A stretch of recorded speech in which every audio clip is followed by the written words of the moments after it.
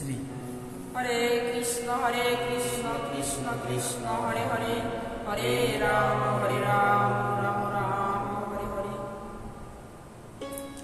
আমি পড়ছি শ্রী ভগবদ গীতা যথাযথ অষ্টাদশ অধ্যায় মুখ্য যোগ শ্লোক নাম্বার 43।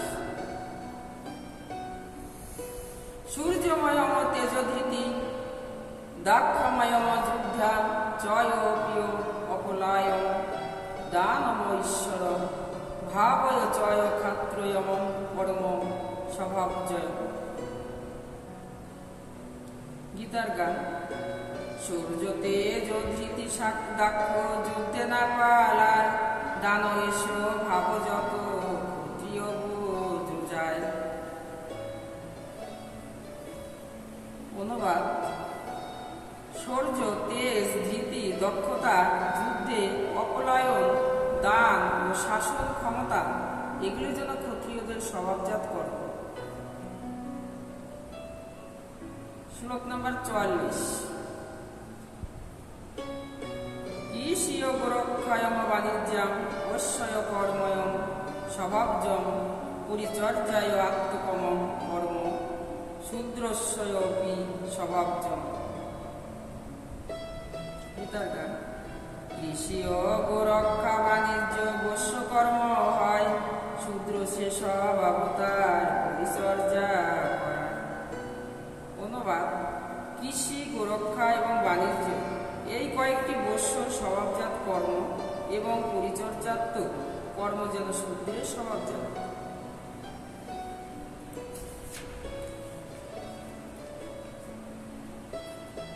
শ্লোক নাম্বার 45। সেব্য সেব্যয় কর্মাণি অভিরতয়ম সংসিদ্ধেয়ম লভতে নরয়স কর্ময় নিয়ত সিদ্ধিমং যথায় বিনন্তি তৎ শ্রীন। গীতার গান। উঁচু নিচ যত কর্ম সবে সিদ্ধি হয়, সকর্ম করিয়া গুণ সংসার তরায়। অনুবাদ। নিজ নিজ কর্মে নিরত মানুষ সিদ্ধি লাভ করে থাকে, স্বীয় কর্মে যুক্ত মানুষ যেভাবে সিদ্ধি লাভ করে তা যেন শ্রবণ করে। শ্লোক নাম্বার 46।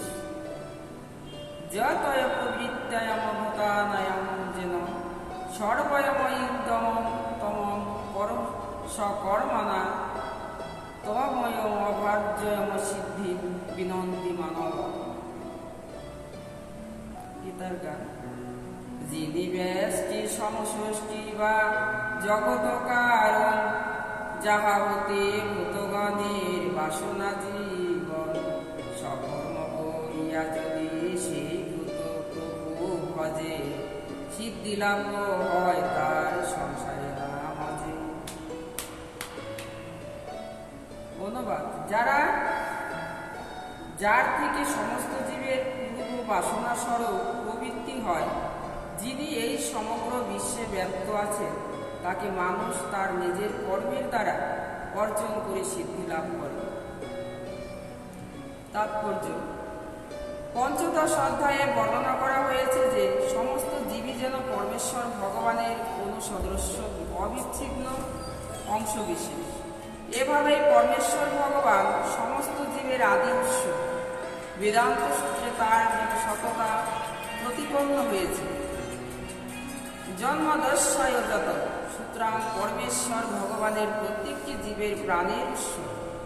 ভগবদ্গীতায় 7ম অধ্যায়ে বলা হয়েছে যে পরমেশ্বর ভগবান তার দুটি শক্তি, অন্তরঙ্গা শক্তি এবং বহিরঙ্গা শক্তির দ্বারা সর্বব্যাপ্ত। তাই সকলের কর্তব্য হচ্ছে পরমেশ্বর ভগবানকে তার শক্তি সহ আরাধনা করা। সাধারণত বৈষ্ণব ভক্তেরা ভগবানকে তার অন্তরঙ্গা শক্তি সহ উপাসনা করে। তার বহিরঙ্গা শক্তি হচ্ছে তার অন্তরঙ্গা শক্তির বিকৃত যেন প্রতিবিম্ব। বহিরঙ্গা শক্তিটি হচ্ছে যেন পটভূমি, কিন্তু পরমেশ্বর ভগবান পরমাত্মা রূপে নিজেকে বিস্তার করে সর্বত্রই যেন বিরাজ করেন। তিনি সমস্ত দেবদেবী, সমস্ত মানুষ, সমস্ত পশু সকলের যেন পরমাত্মা এবং সর্বত্র যেন বিরাজ করছেন।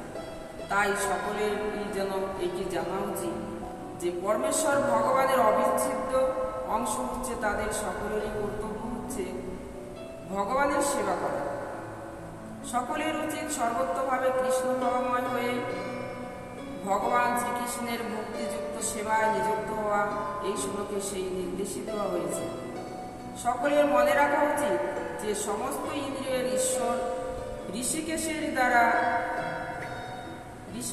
দ্বারা তারা ভিন্ন ভিন্ন বিশেষ ধরনের কর্মে নিযুক্ত রয়েছেন এবং সেই সকল কর্মের ফলের দ্বারা যেন পরম পুরুষোত্তম ভগবান শ্রীকৃষ্ণের উপাসনা করা কর্তব্য। কেউ যদি সর্বদাই পূর্ণরূপে কৃষ্ণ ভাবাময় হয়ে এইভাবে চিন্তা করেন তাহলে ভগবানের কৃপার ফলে তিনি যেন অচিরেই পূর্ণ জ্ঞান লাভ করবেন। এটি হচ্ছে জীবনের পরম সিদ্ধি। তাই ভগবদ্গীতায় ভগবান বলেছেন, তেষাঃ ক্ষময়ম সমবিদ্ধর্তা, এই প্রকার ভক্তকে যেন উদ্ধার করবার তার ভার যেন পরমেশ্বর ভগবান নিজেই গ্রহণ করেন। সেটি হচ্ছে জীবনের যেন পরম সিদ্ধি। যে কোনো রকম কর্মে নিযুক্ত থাকুক না কেন, যদি তিনি পরমেশ্বর ভগবানের সেবা করেন তাহলে তিনি পরম সিদ্ধি লাভ করতে পারবেন। হরে কৃষ্ণ